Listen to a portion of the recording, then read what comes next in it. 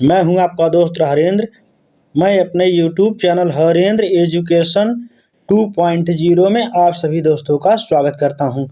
दोस्त, आज हम देखने वाले हैं सीटेट के परीक्षा के 6 टिप्स के बारे में, 6 ट्रिक्स के बारे में कि सीटेट को हम कैसे क्रैक कर सकते हैं।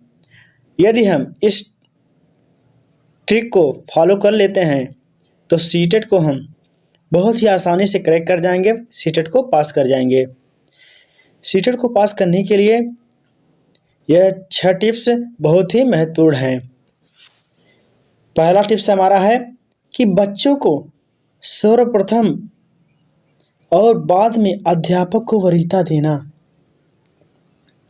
पहला टिप्स हमारा है कि बच्चों को सर्वप्रथम और बाद में अध्यापक को वरीयता देना। इसका मतलब यह हुआ कि बच्चा को हम पहले रखेंगे, सर्वप्रथम बच्चा आएगा तब जाके अध्यापक आएगा।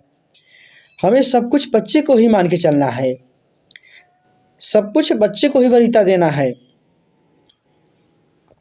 और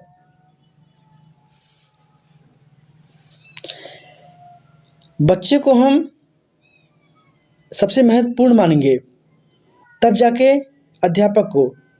हम देख लेते हैं दूसरा हमारा है पॉजिटिव वर्ड। तो दूसरा ट्रिक्स हमारा है कि प्रोत्साहन। अगर शब्द में अर्थात अगर वाक्य में अगर कहीं प्रोत्साहन शब्द आ जाए, अवसर देना, कारण का पता लगाना, बच्चे को सम्मान देना, चर्चा में शामिल करना, करके सीखने पर बल देना, अर्थपूर्ण और भावपूर्ण शब्द हों और चित्र भ्रमण हो, कारण का पता लगाना, विभिन्न गतिविधियों में शामिल करना इत्यादि यदि शब्द आ जाते हैं तो दोस्त वह उत्तर हमारा सही होगा। अर्थात जिस प्रश्न के 4 ऑप्शन में जिस ऑप्शन में यह टैग वर्ड मिल जाता है तो उसमें उत्तर ही हमारा वही उत्तर हमारा क्या होगा, सही होगा। और तीसरा आ जाता है हमारा निगेटिव वर्ड। जैसे दंड देना। अगर शब्द में कहीं अगर प्रश्नों में जो उत्तर के ऑप्शन है 4, तो उन 4 ऑप्शनों में ये दंड देना आ जाए कहीं पे, हतोत्साहित करना, कठोर, रटना, केवल मात्र, कंठस्थ करना, वर्णन करना, पीटना, प्रधानाचार्य से परामर्श पर त्रुटियों पर बल देना, कम नंबर देना या नंबर काट लेना इत्यादि। दोस्त, जो टैग वर्ड हैं वह हमारे नेगेटिव हैं। अगर टैग वर्ड किसी भी ऑप्शन में आ जाता है तो वह उत्तर हमारा जो है उत्तर हमारा नहीं होगा। तो वह लाइन क्या होगी, अर्थात वह ऑप्शन हमारा उत्तर नहीं होगा। और चौथा हमारा है बड़ा आंसर सकारात्मक दृष्टि से उचित लगे। और एक टैग वर्ड हमारा ये भी है कि बड़ा आंसर, सबसे बड़ा आंसर जो हो और सकारात्मक दृष्टि। ऐसा नहीं कि बड़ा आंसर ऑप्शन देख लिए कि बड़ा ऑप्शन है यही सही है।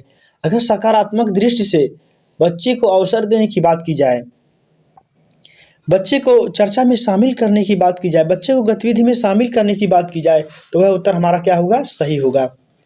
और नेक्स्ट हमारा है 5वां टिप्स कि पियाजे, कोहलबर्ग, वाइटगॉस्की, एनसीएफ 2005, मूल्यांकन, बुद्धि, आनुवंशिकता व वातावरण व अधिगम इत्यादि चीज़ों को यदि हम पढ़ लेते हैं तो हमारा सीटेट का जो स्कोर है वह 128 प्लस आ सकता है। यदि इन पाठों को हम पढ़ लें तो इन टैग वर्ड के साथ पाठों को आप जरूर पढ़ें। और इसके बाद छठा हमारा है कि शिक्षण व सिलेबस, सभी विषयों के जो शिक्षण है, सभी विषयों को जब 15-15 नंबर के शिक्षण आते हैं उन शिक्षण को अवश्य पढ़ें। और सिलेबस का हमेशा एनालिसिस करते रहें कि सिलेबस कहाँ तक हमने कंप्लीट किया है, कौन कौन सा हमारा छूट रहा है, कौन कौन सा हमने पढ़ लिया है। इसे ज़रूर देखें। यह 6 टिप्स यदि आप फॉलो कर लेते हैं तो आप सीटेट में अच्छे से अच्छे अंक स्कोर कर पाएंगे। और इसी पर आधारित कुछ प्रश्न हैं, जैसे किसी छात्र को बार बार अनुपस्थित रहने पर आप निम्न में से क्या उपाय अपनाएंगे। तो ऑप्शन ए है उसके बारे में कक्षा के छात्रों से पूछेंगे। और ऑप्शन दूसरा हमारा है छात्र के अनुपस्थित रहने के सही कारण का पता लगाएंगे। और तीसरा ऑप्शन है इस ओर ध्यान देना आवश्यक नहीं समझेंगे। और चौथा ऑप्शन हमारा है उस छात्र को दंड देंगे। तो हमने कहा कि दोस्त ये यहाँ पे दंड की बात आ जाए, जहाँ पे दंड की बात आ जाए तो वहाँ पे वह ऑप्शन हमारा कतई नहीं होगा।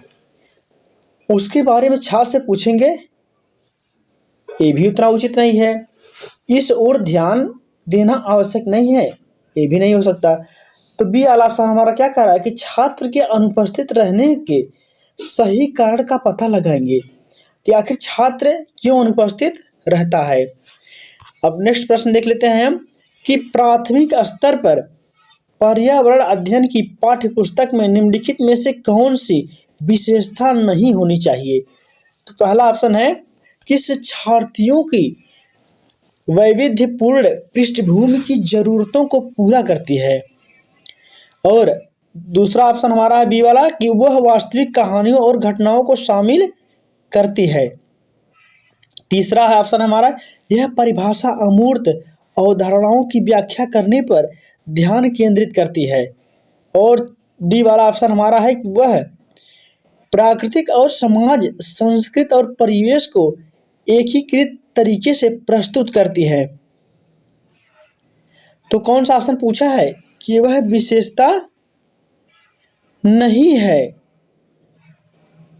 तो कौन सा ऑप्शन हमारा सही होगा। अर्थात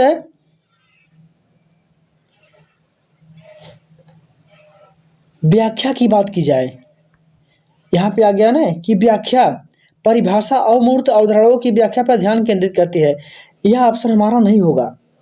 यहाँ पे आ गया परिभाषा, आ गया परिभाषा की बात, रटने की बात आ गई, तो क्या हो जाएगा यहाँ पे व्याख्या की बात आ गई, तो यह हमारा ऑप्शन नहीं होगा। यह हमारा टैग वर्ड जिसमें काम कर रहा है। हम तीसरा देख लेते हैं। हमारा ऑप्शन आ गया एक और कि भाषा शिक्षण के संदर्भ में बाल साहित्य का उद्देश्य है। तो फर्स्ट है बच्चों को जीवन कौशल सिखाना, बच्चों को भाषा के नियमों की जानकारी देना, बच्चों को उत्साहिक पाठक बनाने के लिए प्रोत्साहित करना और बच्चों को साहित्यिक विधाओं से परिचित कराना। तो उद्देश्य है, तो हमारा टैग वर्ड क्या, उत्साहित करना, बच्चों को उत्साहित पाठक बनाने के लिए प्रोत्साहित करना, प्रोत्साहन की बात आ गई। हमारा टैग वर्ड काम कर गया, इसका मतलब यह हमारा पॉजिटिव वर्ड आ गया। यह हमारा उत्तर क्या होगा, सही होगा। तो इस प्रकार से दोस्त हम सीटेट की तैयारी के लिए टैग वर्ड का पॉजिटिव वर्ड जो है, जो निगेटिव वर्ड से अच्छे तरीके से पढ़ लेंगे और सिलेबस को भी देख लेंगे। और पियाजे कोहलबर्ग वाइगोस्की एनसीएफ मूल्यांकन बुद्धि और मानसिकता व वातावरण के बारे में अच्छी तरीके से हम जानकारी ले लेंगे। और बच्चों को सर्वप्रथम, बाद में अध्यापक को वरीयता देंगे। हम बच्चे को बच्चे के वे में सोचेंगे, न कि अध्यापक के वे में। तो दोस्त मेरा वीडियो कैसा लगा कमेंट करके ज़रूर बताइएगा। और जो मेरे दोस्त चैनल पर नए आए हैं चैनल को सब्सक्राइब कर लेंगे। और जो भाई बहन वीडियो को देख लिए हैं वह इस वीडियो के बाद सिलेबस वाले वीडियो को जरूर देख लेंगे, क्योंकि इसमें पूरा एनालिसिस है। गाइज आज के वीडियो में इतना ही, मिलते हैं नेक्स्ट वीडियो में, तब तक के लिए जय हिंद, वंदे मातरम।